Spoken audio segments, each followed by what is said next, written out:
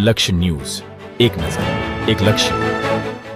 દિયોદર તાલુકાના ઓગળધામ ખાતે ઠાકોર સમાજનું મહાસંમેલનમાં 16 મુદ્દાઓ સમાજનું નવું બંધારણ જાહેર સદારામ ધામ બનાવવાનો દાનનો ધોધ વહ્યો. ઠાકોર સમાજના ઘર કરી ગયેલા કુરિવાજો આર્થિક બોજ વધારતી પ્રજાઓને તિલાંજલિ આપી એક નવા સામાજિક બંધારણની રચના કરવામાં આવી.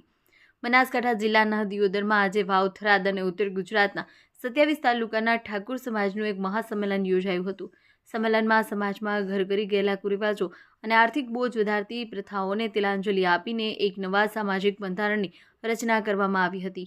આ પ્રસંગે સંમેલનમાં બનાસકાંઠાના સાંસદ ગેનીબેન ઠાકોરે લોકો સમક્ષ નવા બંધારણની અનેક વાતો સામે મૂકી હતી, જે દરમિયાન તેમણે આશરે 2 લાખ લોકોની લેખિત સહમતિ સાથે જાહેર કરાયેલા બંધારણનો મુખ્ય ઉદ્દેશ્ય મધ્યમ વર્ગ અને ગરીબ પરિવારોને દેવાના બોજમાંથી મુક્ત કરવાનો હોવાનું પણ જણાવ્યું. સદારામ ધામ માટે અલ્પેશ ઠાકોરે 11 વીઘા જમીન આપી. સંમેલનમાં ઠાકોર સમાજ માટે સદારામ ધામ બનવાની પણ જાહેરાત કરવામાં આવી હતી.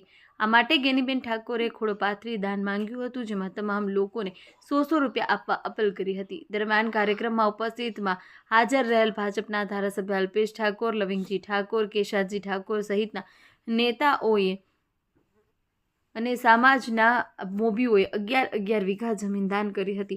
તો બળદેવજી ઠાકોર, ચંદનજી ઠાકોર, અમૃતજી ઠાકોર અને સાંસદ ગેનીબેન ઠાકોરે 1-1 વીઘો જમીન દાનમાં આપવાની જાહેરાત કરી છે. અહેવાલ ગોપાલ કે પૂજારા, બાબર વાવ, થરાદ.